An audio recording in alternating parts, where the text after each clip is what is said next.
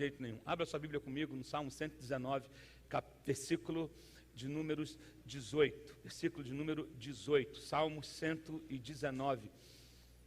Rafa, se você puder hoje deixar Deus te usar e me der um pouquinho mais de retorno aqui. Não, é que esse microfone eu sei que ele apita mais do que ele, é mais sensível que os outros. Obrigado.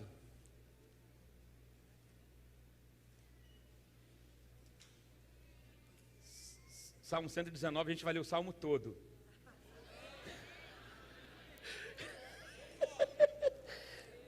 A gente vai ler o Salmo 119 todo e depois a gente pode ir para casa dando glória a Deus. São só 176 versículos. Se a gente lê coisa rápida, né? Tem gente que nunca passa. Bom, deixa quieto. Gente, tem gente em pé ali ainda. Eu fico incomodado com gente em pé porque eu acho que você está desconfortável. Então, tem um varão ali em pé, um varão ali em pé do lado da varão. Senta aí, pega uma cadeira, bota do lado aí dela, para você sentar do lado dela aí, irmão. Pode puxar essa cadeira, arruma aí. Tem lugar aqui na frente. A gente consegue dois aqui, dois lugares aqui. Se chegar um para o lado e outro vai dois, tira a prova dos 9, menos 3, não sei o que, a gente consegue 2 lugares ali também. Então, eu vou pedir a sua atenção agora. A gente não vai demorar, é uma mensagem rápida. É um café expresso hoje, aquele curto e forte.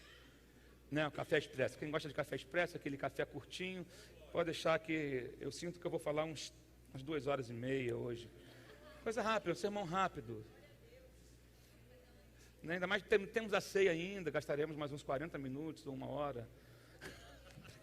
Amanhã ninguém trabalha, amanhã está todo mundo, né, praia, sol, verão, Rio, 40 graus. Bom, Salmo 119, verso 18 vai dizer o seguinte: abre os meus olhos para que eu veja as maravilhas da tua lei. Abra os meus olhos para que eu veja as maravilhas da tua lei. Se você começar a analisar a história de Jesus, e a Bíblia vai dizer que se fosse escrever todos os milagres que Jesus fez, não daria para escrever na Bíblia. Não é isso? A Bíblia fala, não daria conta. Mas alguns milagres ela fala mais de uma vez, como milagres na área de cegueira, onde que pessoas eram cegas e voltavam a ver. O cego Bartimeu, que teve a sua visão restaurada, e outras situações na Bíblia. O cego, quando ele tira da aldeia e cura, que o homem primeiro, a cura ali acontece em 2 etapas. Primeiro ele não enxergava nada, de repente ele começa a enxergar homens como árvores, daqui a pouco ele tem a visão completamente restaurada e Jesus manda ele para a casa dele. Então, por que a Bíblia cita muitos textos a respeito de cura da visão? Porque sem uma visão a pessoa não chega a lugar nenhum. Sem visão a respeito de quem ela é, sem visão a respeito do casamento, sem visão a respeito do ministério, sem visão a respeito de qualquer área da sua vida, de carreira, de tudo, você não vai a lugar nenhum. Agora, aquele que tem visão, ele não se preocupa onde pisam os seus pés.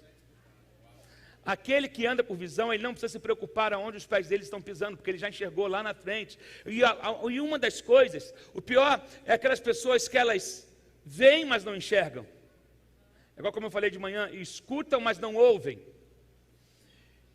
E eu quero que, às vezes, Deus colocou coisas maravilhosas ao teu redor, e você não consegue enxergar, e você quer buscar em outros lugares algo para saciar a tua alma, os teus desejos, a tua carne, ou querendo enriquecer de uma maneira a qualquer custo, e você com isso compromete seus valores, compromete a sua vida, compromete o seu caráter, e talvez você está andando como cego. Já viu quando a pessoa fala assim, você sabe que aquela pessoa não está enxergando, que ela está fazendo besteira? Alguém já citou isso aqui?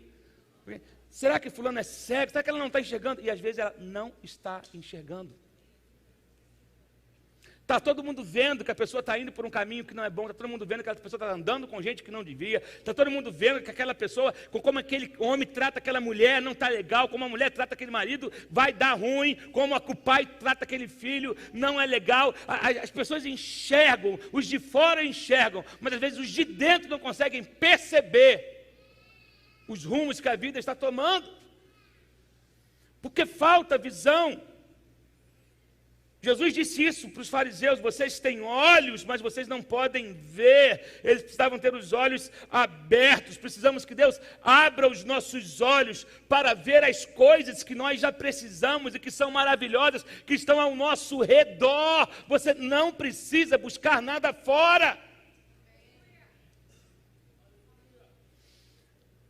A oração hoje, a palavra hoje é: Senhor, abra os meus olhos para que eu possa enxergar as maravilhas da Tua palavra, as maravilhas da Tua lei, as maravilhas daquilo que o Senhor pensa a meu respeito, daquilo que o Senhor diz ao meu respeito. Eu quero que você entenda que existem coisas preciosas ao seu redor, embaixo do seu nariz, embaixo do seu pé, do seu lado, mas você está cego, você ainda não percebeu e não valorizou o que Deus te deu. E aí eu me deparei com a história de um homem que eu nunca tinha ouvido falar dele antes. Mas que faz parte da história. Russell Kaunen, fundador da Temple University, percorreu o Oriente Médio em 1870.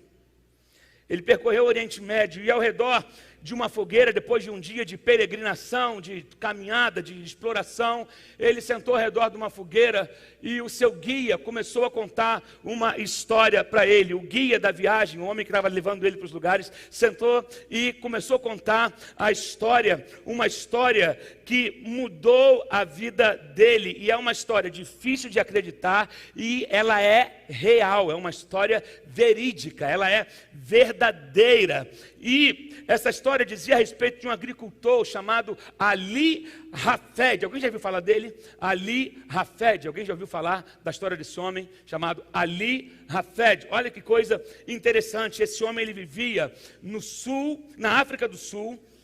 Ele tinha, olha o que ele tinha um boi, ele tinha um arado, uma pequena casa e uma família. Ele tinha isso. Um boi, uma pequena casa, um arado, o arado, uma pequena casa e uma família. E ele era feliz com o que ele tinha. Ele era feliz com o que ele tinha. Só que um dia, e ali ele não tinha falta de nada, tudo que ele precisava ele tinha ali. Ele tinha comida, ele tinha família, ele tinha um boi, ele tinha terra, a terra dava o que ele precisava. E ele era feliz com o que ele tinha, e não era um homem rico, mas tudo o que ele precisava, ele tinha. E ele era uma pessoa abençoada, e ele estava contente com a sua vida, até que um dia, de repente, esse homem, Ali Hafed, ele recebe uma visita. Ele recebe uma visita de um estranho, alguém passando perto da propriedade dele. Ele convida para entrar, esse homem entra e começa a falar com ele o seguinte: você já ouviu falar sobre diamantes? E o Ali Hafed respondeu: não, o que é isso? Você nunca ouviu falar sobre diamantes? Isso era, veja bem, 1800 aproximadamente. Tá? Ele falou: não sei o que é isso. Na época estava se descobrindo os diamantes. E havia caça dos diamantes. A história fala sobre isso. E tem filmes que falam sobre isso, diamante de sangue, aquelas coisas que aconteceram ali na região da África. A busca, havia uma corrida e o diamante estava se tornando conhecido porque era novo, estavam descobrindo. E ele falou: não, nunca ouvi falar disso, de diamantes. E esse homem, ele falou na Índia foi estão encontrando diamantes na região da Índia. E as pessoas que estão encontrando estão ficando absurdamente ricas, elas estão enriquecendo, estão achando diamantes na Índia. E ele, a partir do momento que ele escutou a história das pessoas enriquecendo na Índia e comprando fazendas, enriquecendo, ele foi ficando descontente com o que ele tinha. Ele foi ficando descontente com o boi que ele tinha, descontente com a casa que ele tinha, descontente com o terreno que ele tinha, descontente com tudo isso, até que ele foi amadurecendo no seu coração. Amadurecendo, ele reuniu a sua família, a sua esposa, seus filhos e disse: olha, a gente precisa de uma vida melhor, a gente precisa de uma casa maior, a gente precisa de mais conforto. Eu vou sair em busca desse tal de diamante. Eu vou viajar para achar esse negócio de diamante. Então eu vou vender a fazenda, eu vou vender essa nossa propriedade, eu vou deixar vocês numa casa dos nossos parentes e eu vou em busca desse diamante, porque se eu achar esse negócio de diamante, a gente vai voltar e a nossa vida vai ser completamente transformada. Então ele foi, vendeu a fazenda, deixou a família e foi ele mesmo procurando, saiu, foi para a região da Índia e foi procurando diamante, procurando, sabe o que aconteceu? Ele não achou nada. Ele não achou nenhum diamante. Frustrado, ele deixa uma carta para sua família e ele se atira de uma ponte e morre. Ele perde a sua vida. Ele fica frustrado, ele fica envergonhado. Como é que eu vou voltar para casa agora? Eu tinha minha casa, mas agora eu não tenho mais. Eu não acho esse tal de diamante. E ele tirou a sua própria vida por conta da frustração. E um homem comprou a fazenda de Jafé. Um homem comprou a fazenda. E aí ele começou a arar a terra, cuidar da terra. E toda hora que ele ia passar o arado, ele esbarrava em um monte de pedra. E ele pegava aquelas pedras e jogava num canto. Tirava, vira e mexe, mexendo na terra, achava uma pedra e tirava aquela pedra. Essas pedras me atrapalham de semear, essas pedras me atrapalham de cultivar a terra, de botar a semente. Eu tenho que tirar a terra. E uma ele achou bonita, porque quando o sol bateu, ela refletiu como se fosse um arco-íris. Ele achou aquilo bonito e levou para essa casa que tinha sido de Jafé e botou em cima de uma estante como uma peça decorativa. Um dia, o padre da cidade vai até a casa dele, naquela época, né? O padre ia visitar as comunidades, foi na casa dele para tomar um café. De repente o padre olha para aquela pedra e vê o reflexo da luz. Ele falou: que pedra é essa? Ele falou: padre, eu não sei, eu comprei essa terra aqui, essas pedras me atrapalham o tempo todo, mas essa aqui eu achei bonita e botei ela em cima da estante. E o padre falou para ele: você já ouviu falar em diamantes? O padre vai com aquele homem, pega aquela pedra e vai num lugar de avaliar o diamante. O primeiro diamante desse tamanho, desse tipo, dessa qualidade, foi vendido no ano de 1800 por $25 mil e estava no terreno do Ali Hafed.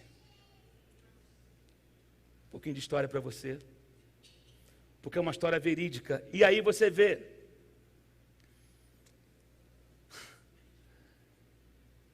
o homem tinha tudo o que ele precisava. Ele estava numa mina de diamantes, mas não conseguia enxergar, não conseguia discernir. Por conta disso, ele foi perdendo diamantes mais preciosos, que foi deixando a família, deixando o que era dele, aquilo que supria suas necessidades. Até quanto você precisa ser rico? O quanto de dinheiro você precisa ganhar? O que você está disposto a comprometer para suprir as suas vaidades? O quanto a casa precisa ser grande, se quando você morrer, tu vai ficar num caixão? O quanto a casa precisa ser grande, se você nem sabe o que tem no quarto da sua casa?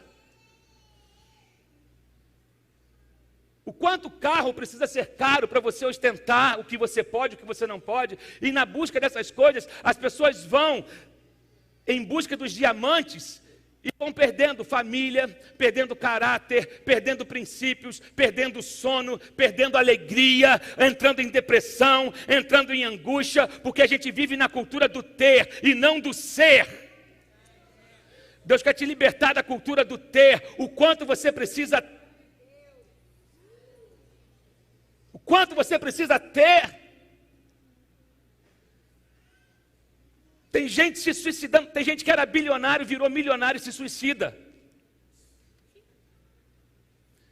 Tem gente que era milionário, saiu do status de milionário, aí como ele saiu de certos grupinhos, de certas rodinhas fúteis, onde só falam de coisas fúteis, porque na verdade a terra vai comer o meu corpo e o seu corpo, se eu não for, se Cristo não voltar antes, se eu não for arrebatado, mas quando eu estiver na eternidade eu terei um corpo glorificado. Então, a Bíblia fala, não ajunteis tesouro na terra, onde a traça e a ferrugem consomem, mas ajunteis tesouro nos céus. Não estou errado, estou dizendo que é errado você querer ter as coisas, conquistar suas coisas. A questão é até quanto você precisa, ou até quanto você quer. Nunca é suficiente. Aquele homem tinha tudo o que ele precisava, e os diamantes mais preciosos não voltavam mais.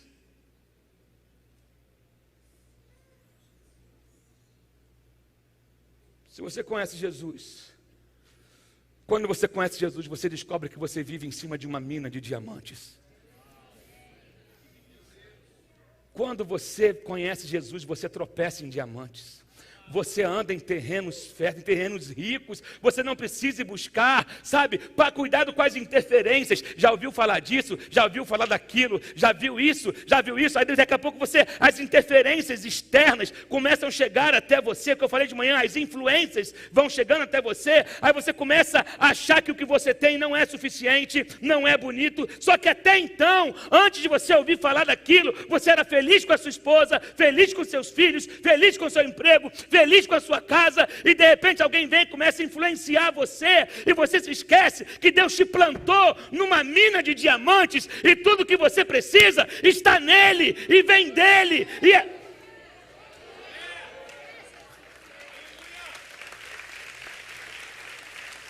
Mas aí chega um amigo para dizer, não, você precisa conhecer uma casa de massagem, não, você precisa conhecer a bebida tal, você precisa conhecer a droga tal, é um diamante que brilha.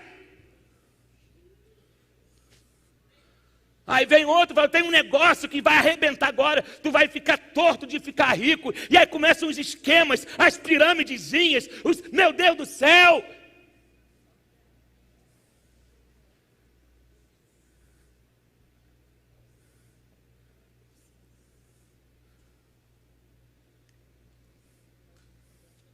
Se preocupa com a roupa que veste, mas não cuida do corpo que veste a roupa. Eu quero a marca tal, eu quero a roupa tal, eu quero a calça de $3.000, eu quero a bolsa de R$80.000, eu quero não sei o que, mas não cuida do corpo.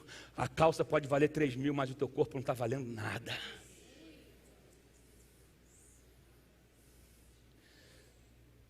Deus te colocou num lugar de diamantes, você está desprezando o que Deus te deu, em busca de promessas falsas, buscando fora o que está embaixo do seu nariz. Meu Deus, você não precisa procurar por mais nada.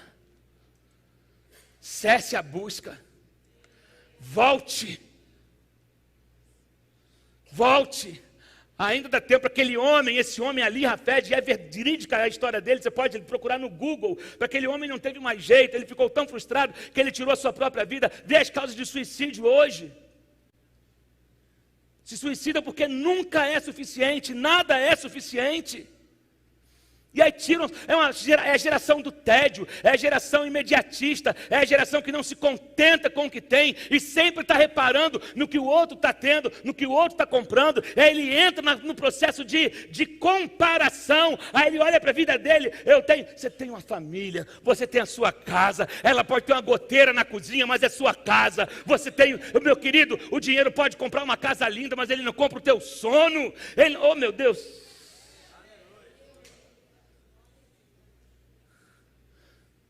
Não, pastor, trabalhando assim por causa dos meus filhos. Teu filho te conhece? Teu filho te conhece?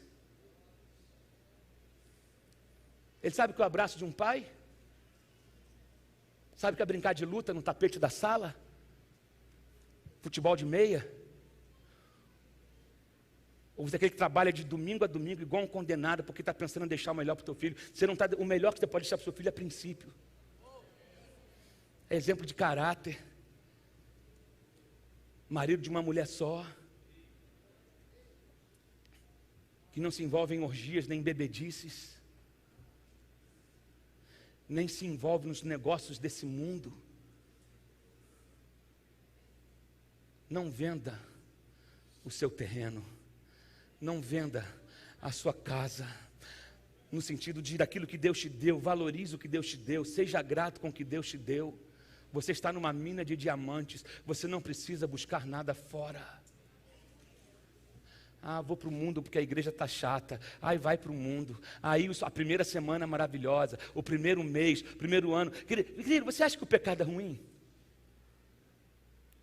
Estamos numa conversa franca aqui. O pecado é bom. Tu vai se lambuzar. Daqui a pouco está na sarjeta. Daqui a pouco está comendo lavagem. Daqui a pouco está sentindo nojo de si mesmo. Sabe por quê? Você caiu no encanto da caça aos diamantes.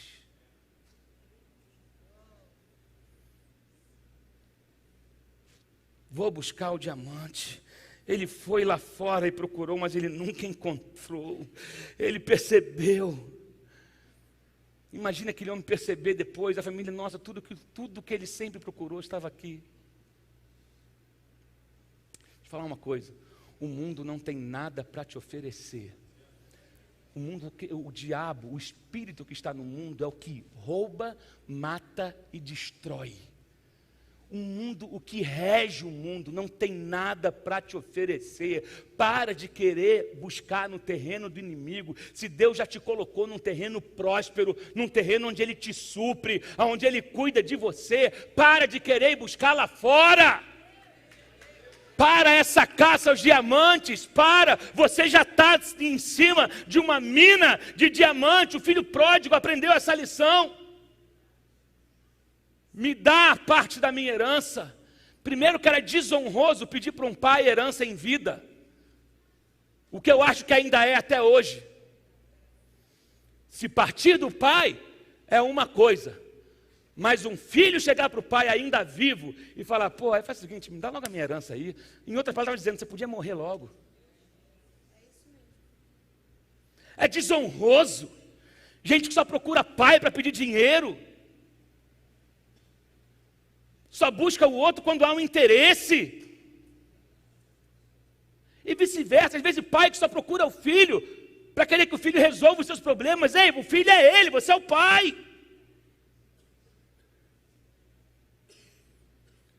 Filho pródigo passou por isso. Me dá logo a parte da minha herança, que eu quero curtir a minha vida. Eu estou sabendo que lá fora tem um mundo que bomba. As festas são top, as baladas, bomba geral. Eu quero conhecer essa parada, me dá logo aí. Você está com muita saúde, vai demorar a morrer ainda, pai. Me dá logo a parte da minha herança. Desonra. E o pai que ama, falou, toma a parte da sua herança. O cara vai. E quando você está bem de grana, sempre tem uns amigos para ir contigo. Sempre tem a galera do tamo junto. Tamo junto, cara, parceiro, é nóis, tuguedão, direto, tô contigo na parada, bicho, teu cartão tá ok, tua conta tá recheada, mas aí começa, não, hoje é comigo, deixa que eu pago, tá geral, tá pra geral, liberado, vai passando, passa aqui, passa ali, aí pronto, farra, não sei o que, e compra isso, e compra aquilo, e vai, farra, daqui a pouco, tá o gerente ligando, bicho, tua conta já tá estourada em 70, hein? Não, já vai entrar aí. Daqui a pouco, parceiro, hoje eu não vou conseguir pagar essa parada, não tem como rachar comigo. Cara, eu tenho um negócio para fazer, desculpa, estou enrolado, tenho uma parada para resolver. Aí sai. Aí assim os amigos vão subindo. Porque não era você que era interessante, era a tua grana.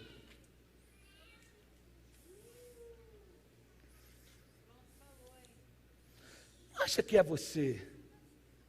É o que você proporciona. Infelizmente, algumas pessoas só andam com você por aquilo que elas podem usufruir de você. Poucos são os que ficam para abraçar você e chorar com você. Poucos são os que ficam para comer no prato de alumínio, no prato de plástico. Tem gente que só fica no prato de porcelana assinada. Tem gente que só vai contigo quando é para casa da Angra, ou para casa na Serra, ou para a fazenda. Mas tem gente que não fica na hora de comer só cachorro quente, pão e salsicha. Nossa, fulano desceu de padrão. Mas aí que os amigos aparecem. Aí você vê quem realmente te ama. Aquele homem, ainda bem que o filho pródigo acordou. Ele começou a lembrar da casa do pai dele. E ele disse, ele chegou a um ponto que ele estava no chiqueiro, Síria. Sabe disso? Ele foi arrumar emprego, o cara botou ele para trabalhar num chiqueiro, e o cara era ruim, que nem comida dava jeito para o cara, ele estava com tanta fome que ele se viu comendo as bolotas que os porcos comiam. Aí ele se lembrou que ele tinha diamante em casa. E aí ele se lembrou que ele não precisava buscar fora o que ele sempre teve dentro. Aí diz a palavra que ele lembrou do seu pai e disse: eu vou voltar para o meu pai e vou dizer para ele: pequei contra Deus, pequei contra o Senhor, trata-me como um empregado da sua fazenda. Esse foi o que ele pensou. Já é um começo. Mude a sua mente, ainda que você esteja no chiqueiro. Comece a mudar sua mente aí, ainda que você esteja na lama. Porque tem gente que acha que você sabe a lama que você está, por mais que a aparência diga outra coisa. Ele disse: quando Deus vai, oh meu Deus, Deus vai agir da maneira, de acordo com a palavra profética que você liberar sobre a sua vida. Ele disse: eu vou me levantar e vou ir ter com meu pai. Você tem que decidir se levantar hoje e dizer, e entender que você tinha diamante o tempo todo.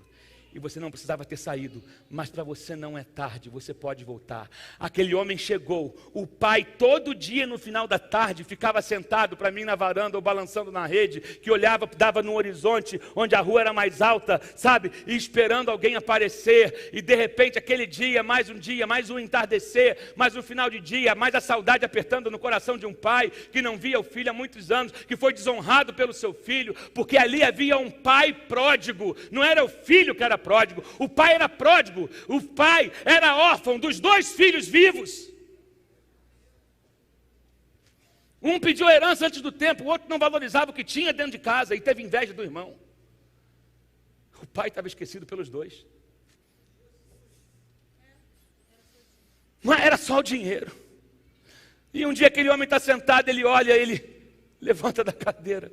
Eu conheço aquela silhueta, eu conheço aquele andar. Eu conheço, está sujo, está barbudo, está com a roupa rasgada, está sem sandália, mas eu conheço aquele jeito, eu conheço, é meu filho, o pai vai até ele. E ele chega para o pai e ele fala exatamente o que ele disse dentro do chiqueiro: pai, pequei contra ti, pequei contra Deus. Não sou digno de ser chamado seu filho. Me trata como os empregados da sua fazenda, que eu pelo menos vou ter comida e vou ter um lugar para dormir. E o pai disse: de jeito nenhum. Ei, todo mundo aí, prepara o melhor cabrito que vocês tiverem. Prepara a melhor comida. Me tragam a melhor roupa. Tragam sandálias. Pega o anel que está no cofre, porque o meu filho estava perdido e foi achado. Estava morto e reviveu. E eu vou restituir para ele.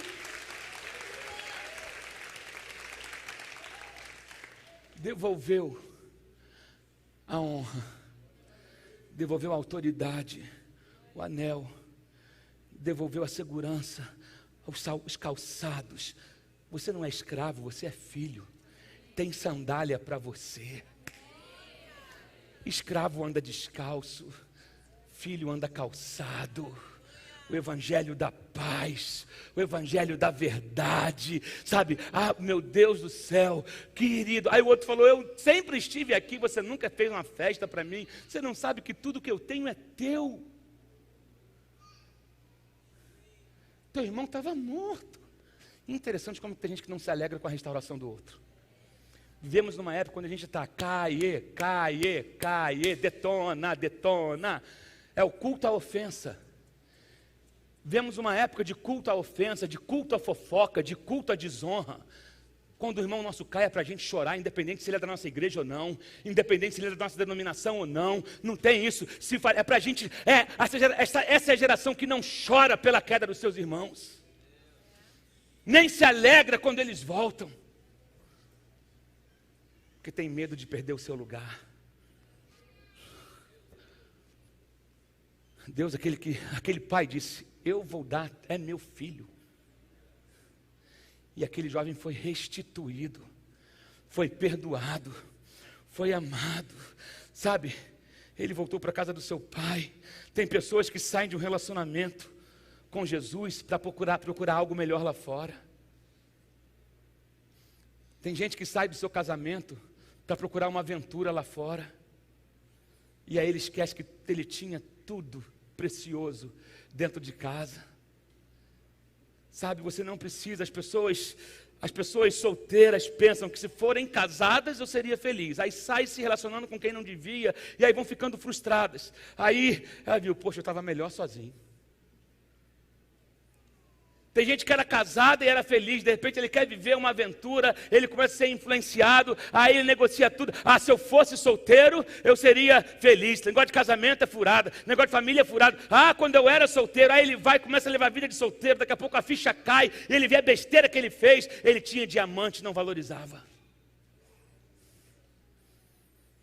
Meu Deus! Ah, se eu tiver o carro da marca tal, eu vou ser mais feliz. Compra o carro, passou a onda do carro, passou o cheiro do carro novo, acabou. Ele vê que ele continua com um rombo dentro da alma. Aí ele fala, quando eu andava de Fusca eu era mais feliz. Quando eu andava de BRT eu era mais feliz. Hoje eu ando de Mercedes, hoje eu ando, seja lá o que for, de Nissan, de Sentra, de sei lá, mas altivo, sem paz. Aí você lembra da época que você pegava o trem lotado, ou ia para a igreja de ônibus, dependia da carona, às vezes, mas tinha uma alegria dentro de você, você era diamante. Meu pastor da adolescência está aqui, o pastor Luiz Carlos. Fica em pé, pastor, por favor. E a minha tia, Leninha, fica em pé. A Leninha é irmã da pastora Seni. Eles são pastores lá em Juiz de Fora, da 4ª Igreja Batista. E pode sentar, pastor. Eles são os pais da Ariane. Ele já pregou aqui uma vez. Vai pregar de novo. É uma bênção. Foi meu pastor. Está aqui. Eu posso falar. Foi meu pastor. Dei trabalho para ele um pouquinho só. Né? Mas eu lembro da época que eu descia um morro para tocar na igreja, com o teclado nas costas. Sabe? E ali, mas era uma alegria. Era um prazer descer o morro com o teclado nas costas. E chegar na igreja às 7h30 da manhã de domingo e montar tudo. E abrir o culto e cantava: saudai o nome de Jesus, arcanjo vos prostrai. Quem lembra disso? Lembra nada? Quem lembra disso? Espera aí. Saudai o nome de Jesus, arcanjos vos prostrai, arcanjos vos prostrai ao Filho do Deus com glória,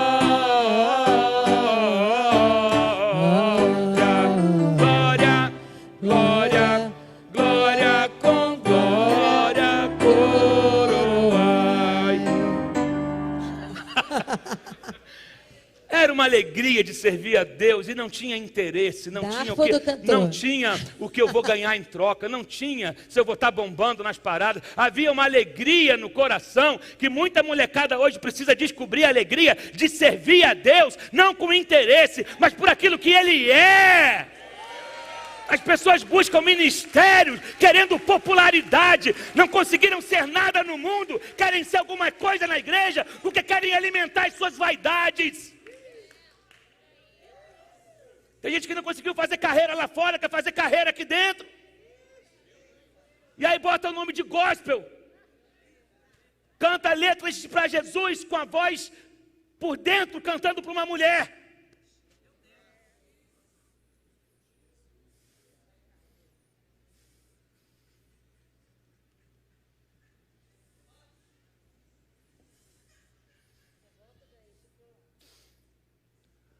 Aí eu lembro disso, quando eu vejo hoje pessoas que não querem compromisso com Deus, que você chama para fazer alguma coisa, quanto eu vou ganhar, o que eu quero, o que vai acontecer, o que eu vou ter em troca. Preserve a sua pureza, preserve o seu coração limpo. Deus te colocou numa mina de diamantes, você não tem que buscar nada lá fora, você não negocia a sua integridade no altar da popularidade, não negocie os seus princípios por causa de um tapinha nas costas. Você pode começar a fazer algo, sabe, voltar daí de onde você está agora. Volta daí. Teu pai está te esperando ainda. Tua família está te esperando ainda. Teu filho está te esperando ainda. Tua esposa está te esperando ainda. Teu marido está te esperando ainda. Seus amigos estão te esperando ainda. Volta daí. Pode ir para o teclado, Vitor. Meu Deus. Deixa eu te dar um conselho. Olha para cá. Começa a cavar no seu próprio quintal.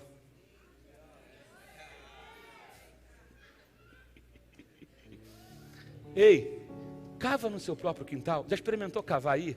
Isso que você está desprezando, essa pedra que você acha que está incomodando, é diamante que Deus te deu. Aquilo que você acha que está tirando a tua alegria, na verdade é diamante que Deus te deu. Cava no teu próprio quintal. Para de querer cavar no terreno dos outros. Para de querer cavar no terreno do mundo. Cava no teu próprio quintal. Cavar significa ir mais profundo. Se aprofunda no seu relacionamento com a sua esposa. Se aprofunda no seu relacionamento com seus filhos. Se aprofunda no ministério onde Deus te plantou. Vai, começa a ser útil. Cabe no seu próprio terreno. Você tem tudo. Essa terra tem tudo. Deixa eu repetir. Essa terra tem tudo. Você não está plantado num vaso, está plantado numa terra. Vaso tem limitações. O vaso ele limita a raiz, mas Deus te quebrou o vaso e Ele plantou direto no solo, onde as raízes podem se espalhar e elas vão buscando e vão se achando conexões. Cave na sua própria terra. Fique em pé no seu lugar nessa hora.